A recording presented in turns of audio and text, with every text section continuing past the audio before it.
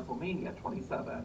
On that note, during the Raw before WrestleMania, The Rock made another appearance, but was confronted by the WWE Champion, The Miz and Alex Riley. In true wrestling fashion, this led to a brawl, but Rock was able to hold his own and fought the two off. John Cena, though, had other plans and laid out the Brawl Ball with an attitude adjustment. In hindsight, probably Looks like there are others out there in need of help. At WrestleMania, in addition to hosting the show, Rock would get his revenge. During Miz and John Cena's match for the WWE title, the Great One came out and rock bottomed Cena, allowing Miz to win and retain his title. I'm so ready. The next night, Rock and John Cena met in the ring and agreed to face each other at next year's WrestleMania in the main event. Even with the match scheduled, he wouldn't have to wait till 2012 to see The Rock back in the ring. Later in 2011, it was announced that The Rock would participate in a Survivor Series match. It ultimately became a tag team match, with Rock teaming up with John Cena to take on The Miz and R-Truth. In his first WWE match in over 7 years, The Rock got the win for his team. The partnership didn't last long, as shortly after the bell rang, Rock hit his WrestleMania opponent with a rock bottom. The Rock would continue to make a on Raw, but it all led up to April 1st, 2012. At WrestleMania 28, WWE's two biggest stars finally met in the ring, with a record-breaking number of viewers watching live. Rock and Cena wrestled for over half an hour, and in the end, the People's Champ came out on top. This victory sparked something in Rock, and he Get my was about to become a headpiece so I can he see would find out when he would this challenge bitch the WWE title for the bone. after WrestleMania on Raw 1000. During the special show, The Rock announced he'd compete for the WWE Championship at the 2013 Royal Rumble. CM Punk, who was the see reigning what she's WWE doing. champion, confronted The Rock and later turned heel by attacking the Brawl Bull at the end of the show. Following the assault, The Rock would be absent from TV until January 2013. In preparation for his Royal Rumble match, the Great One made appearances on Raw and SmackDown and confronted CM Punk, who was still the Let me text her. The two fought match at the Royal Rumble, where Rock not only ended Punk's over year-long title reign, but also became an 8-time WWE champion. Punk and Rock had a rematch at the Elimination Chamber, but take a wild guess who won that. Anyways, John Cena had won the Royal Here in the Rumble boys' match, room. and The Rock was the current WWE champion. The little man chose Yeah. to face the Great One a second time. Now, we're going to do something a little different on Don't Tell, and we're going to talk about The Rock's final 2 WWE matches. You'll see why in a bit. For now, let's jump into The Rock's second to last WWE match at WrestleMania 29. In front of over 80,000 fans, The Rock and John Cena prepared to lock up for a second time. Cena was the first to hit a move by landing a shoulder on Rock. The WWE Champion was quickly back to his feet, and after a standoff, the two went at it again. The Rock then hit John Cena with a shoulder block, and the match paused again. Once they were back at it, the People's Champ hit Cena with a hip toss, causing the leader of the C Nation to exit the ring. Once John Cena was back inside the rope, the match really kicked off. The man in the cargo shorts began landing punch after punch on The Rock. Rocky, though, was able to literally bounce back and take control. Unlike last time, The Rock stayed on Cena, even going to the outside to inflict damage. John Cena wasn't done, though, and used a clothesline to take back the match. Rock then found himself fighting out So a just cancel out UB which he then. countered by locking John Cena in a sleeper hold. The victory didn't last long, as Cena fought out of the hold with his signature slam. The WWE Champion's body continued to be beat by John Cena, but thanks to some quick thinking and a small drop, the Great One evened the playing field. The match then became a back-and-forth battle. Just as soon as one man was starting to build momentum, the other would counter and take over. At one point, The Rock was getting ready to hit the rock bottom, but John Cena countered with the STF. The Brawl Bull managed to fight out of it, but Cena wouldn't let I'm gonna up. get stuck in the corner. This match, John landed the 5-knuckle shuffle and almost hit the AA. The Rock prevented that from happening, only for John Cena to lock in the STF again. This time, though, The Rock ripped Cena's hands off and then successfully connected with the rock bottom.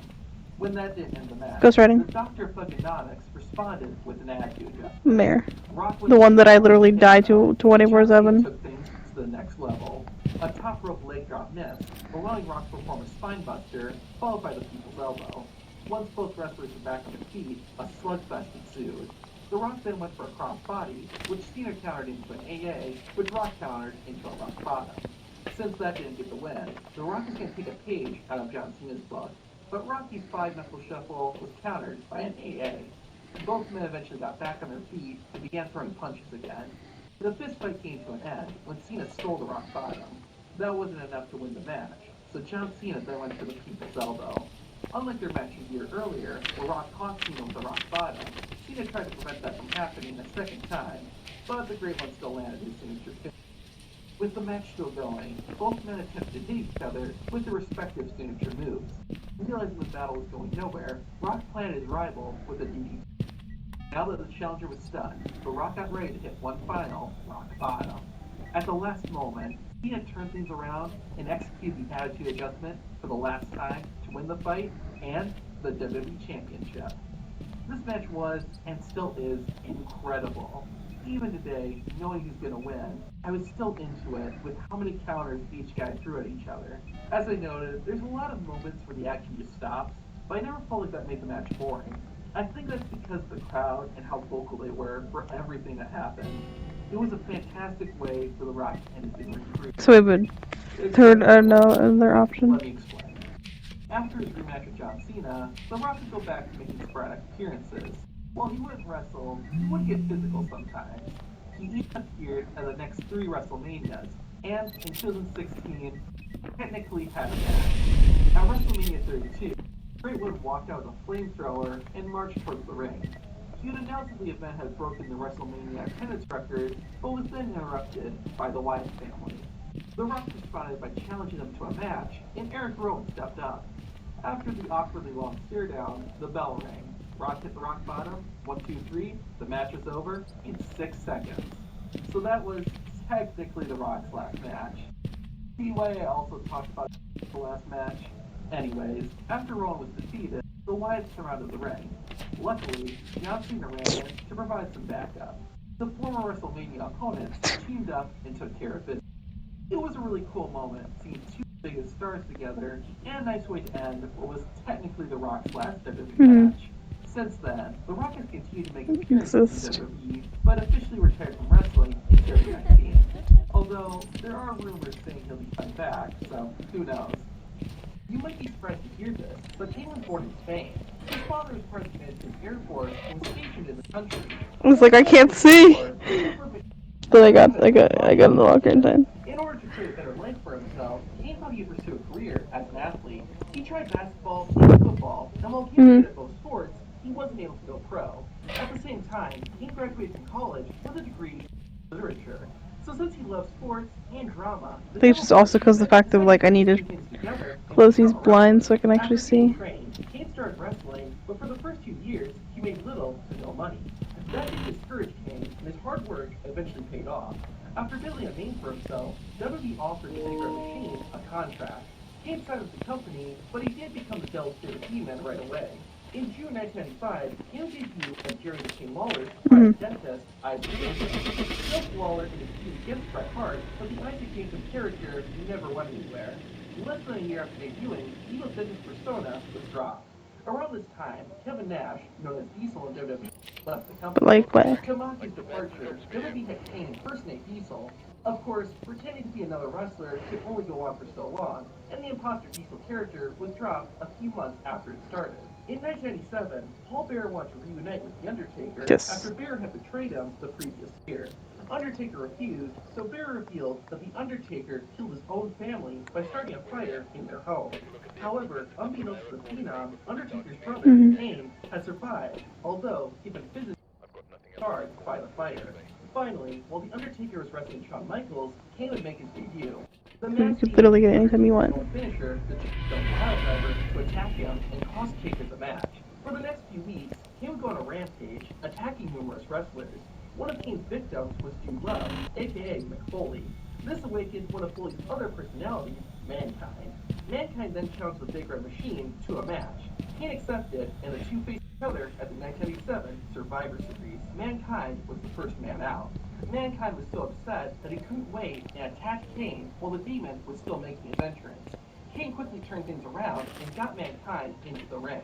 In a huge flex, Kane just picked up where he left off and finished his entrance. The match then officially started, and Kane returned to beating up his opponent.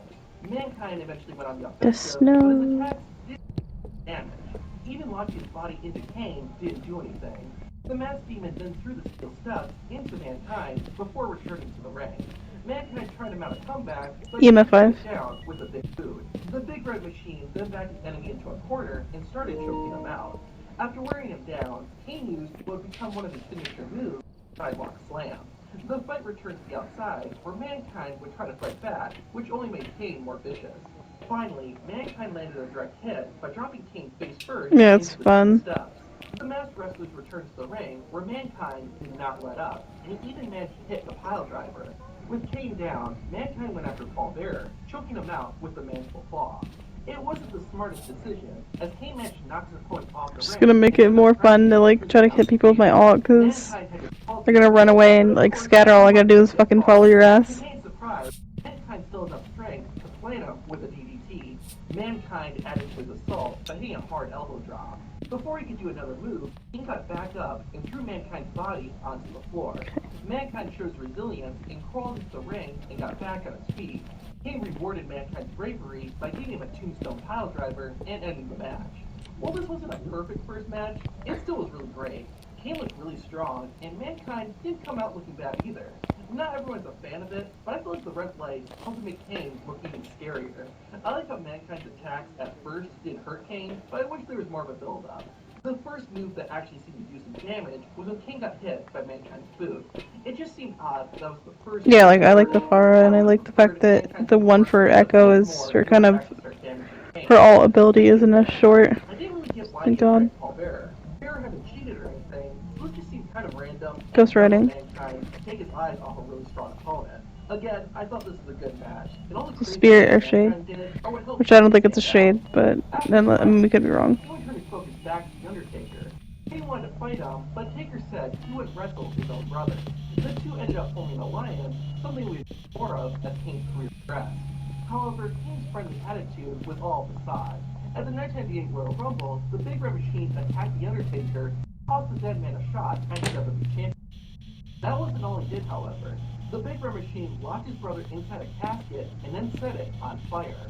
However, The Undertaker used mechanical powers to escape unharmed. After Kane tried to kill him, The Undertaker changed his mind and decided to fight his brother at WrestleMania. His first match at Yeah, I just want, maybe if you're not in, I don't know, maybe I don't know if it's just because you're in there, you're in the house too, but Kane and Undertaker's second match okay. was at the Mayhem in Manchester pay-per-view, where Kane lost yet again. They fought once more at the 1998 Unforgiven pay-per-view. This time, they competed in the first ever Inferno match. Kane would end up being thrown over the top rope and dodged the flames. The Big Red Machine was content with calling it quits, but was then attacked by Vader and forced back to the ring. Kane's right arm was eventually set on fire, and The Undertaker won the match. Since Kane did enjoy Vader's little attack, the two faced off in a mask vs. mask match at the next pay-per-view. Thankfully, Kane won, which he really needed after 3 consecutive losses to the I forgot the parabolic, and then I just gotta go look for the bone. Vader. With the distraction from Mankind, Kane was able to finally defeat the Phenom. On top of that, the victory also made Kane the #1 contender for the WWE Championship. The Big Red Machine got his title shot at the King of the Ring pay-per-view. He took on the champion, Stone Cold Steve Austin, in a first blood match. The Undertaker interfered and accidentally hit Stone Cold with a steel chair. Remember this. Anyways, this allowed Kane to win and become WWE Champion. Yep. This was without a doubt. But Kane's title reign was short-lived. One day after winning the WWE There's 6 of them, right? Kane lost it back to Stone Cold. The Devil's Slayer Demon wouldn't be championship list for too long, though. Shortly after losing to Steve Austin, Kane decided to team up with former rival, Mankind. Their alliance didn't last that long, but they did manage to win the World Tag Team titles twice. During their second title reign, it was revealed that Kane had been secretly working with The Undertaker. Apparently, that accidental chair shot I just need 2 photos. back at King of the Ring was intentional. With Kane and Taker's alliance now revealed, the Big Red Machine would abandon Mankind and forced him to defend the tag team titles alone at SummerSlam. As tough as Mankind was, there was no way he could win a 2-on-1 match, and both he and Kane became former champions. The Big Red Machine could have cared less, as Vince McMahon put both Kane and The Undertaker in a triple threat match against the WWE Champion, Stone Cold. This match took place at Breakdown in Your House, with the stipulation Let me see if the that Kane and The summoning circle's down here. hit each other. McMahon It did is. this, so Steve Austin would hopefully use the WWE There you Championship. go. The plan sort of backfired, as Kane and Undertaker hit Stone Cold at the same time, meaning that there was no champion. McMahon was going to make the Brothers of Destruction both the champion, but Stone Cold interrupted the ceremony and attacked Vince McMahon. McMahon was furious that Undertaker and Kane didn't protect him, and he decided to not award them the championship. In hindsight, this is a pretty bad decision, because the Devil Spirit Demon and then attacked Vince McMahon and injured his ankle. Despite this, Kane and The Undertaker would fight each other at Judgment Day for the WWE Championship. Alright, we just step out, I guess. During the match, Kane's former manager, Maybe since you're alone, it will and seemed like burn he wanted it. to help Kane. However, it turned out to be a trick, and Bear and The Undertaker were working together. The plan didn't completely work, as Steve Austin ended up counting a double pinfall and declared himself the WWE Champion. Kane didn't care about the title at this point and was more interested in revenge. During a Buried Alive match between Stone Cold and The Undertaker, Kane assaulted the dead man, and he ended up losing the fight. The two would go their separate ways after that, with Kane joining a group called the Corporation. He aligned himself with China, and they feuded the man China used to protect, Triple H. Their partnership had an unfortunate ending for Kane, though. At WrestleMania 15, China turned on Kane, and the Big Kane was kicked out of the Corporation as well. At the same event, X-Pac was betrayed by his friend, who was coincidentally Triple H. X-Pac befriended Kane, and they formed not just a tag team, but also a personal relationship. Additionally, it was a funny but also heartwarming moment. Kane got a girlfriend, a female wrestler named Tori. X-Pac and Kane even became two-time tag team champions, which makes it all the more sad when X-Pac eventually turned on his friend. X-Pac had gotten back with a recently formed D-Generation X and saw no more need for Kane. On top of that, X-Pac also stole Kane's girlfriend. For the rest of 1999 and into 2000, Kane and X-Pac faced off several times, with both men getting their fair share of wins and losses. The rivalry finally came to an end at WrestleMania 2000 when Kane teamed up with Rikishi to defeat X-Pac and his DX buddy, Road Dogg. After a short break, Kane returned and reunited with The Undertaker. He joined his brother in his feud against the Helmsley faction, but there was clearly tension between Kane and Taker. The Brothers of Destruction did end up imploding not too long after they got back together when Kane attacked Undertaker during a match. The two faced off at the 2000 SummerSlam, and face off is very accurate. The Dead Man unmasked Kane during the match, causing the Big Red Machine to bleed, and the match ended in a no contest. This was the first time we had seen Kane without his mask, not counting Isaac Yankem or the fake Diesel. This was just a one-time event, and Kane would continue to wear his mask after SummerSlam. For the rest of the year, Kane won the WWE Championship, but didn't have any success. He also began a feud with Chris Jericho, which I'm just creeping on you from this window in the kitchen. For the kitchen. Kane and Y2J had a trilogy of matches, with Kane winning the first two, Chris Jericho winning the last one. The Big Red Machine made history during the 2001 Royal Do you even see me? He set a record of eliminating wrestlers and was also the runner-up. Additionally, during the match, the Big Red Machine patched things up with The Undertaker. This brought back the Brothers of Destruction, and over the course of 2001, they won the WWE Tag Team titles twice, and even became the WCW Tag Team champions during the Invasion storyline. Also, Kane would win the Hardcore Championship and the Intercontinental title, but both reigns lasted less than 40 days. Kane and Undertaker remained a tag team until Survivor Series, where they were part of Team WWE, a winner-takes-all match against Team WCW. After that, the Brothers of Destruction quietly separated. In 2002, Raw and SmackDown were split into two different rosters, with Kane being drafted to Raw. He had a short feud with the recently debuted New World Order before disappearing for a little while. When he came back, Kane had a new look and also got a new tag team partner, the Hurricane. The two masked wrestlers soon won the Tag Team Championship, and a week later, Kane also won the Intercontinental Championship. Kane and Hurricane lost their tag team Like the candle's closer to the but at the same time, stairs last. Started feuding with the World Heavyweight Champion, Triple H. This is also where the infamous Katie Vick storyline started. To make it short, Triple H claimed that when Kane was a teenager, he had a girlfriend named Katie Vick. Katie died in a car crash, and according to the game, Kane had sex with her dead body. Thankfully, this is de-emphasized before Kane and Triple H's match. At No Mercy, both Kane's Intercontinental Championship and Triple H's World Championship were on the line. Due to Triple H and his friend Ric Flair cheating, Kane was defeated and lost the IC title. Kane got another shot at the World Heavyweight Championship in the Chamber match at Survivor Series, but he didn't win there either. After that, Kane formed a new tag team with Rob Van Dam. They won the World Tag Team Championship in 2003 and 76 days. Kane's longest championship reign up to that point. After dropping the title, Kane reunited his feud with Triple H. Thankfully, there were no mentions of Katie that. It started when Triple H offered Kane a spot in his group, Evolution. Stone Cold, who was co-general manager of Raw, countered and said if Kane didn't join Evolution, then he'd get a championship match against Triple H. The other co-general manager of Raw, Eric Bischoff, then added that if Kane lost the championship match, then he would have to unmask. Despite that stipulation, Kane accepted Stone Cold's offer, and Triple H and Kane went one-on-one in a title versus mask match. Interference from the other members of Evolution allowed Triple H to win, and Kane was forced to unmask. Unlike before, in 2000, this unmasking was permanent. The Big Red Machine became unstable after losing his mask and began attacking everyone, including the CEO of WWE, Vince McMahon. Not too surprising, this enraged his son, Shane McMahon, causing him and Kane to fight in 2 matches, both of which Kane won.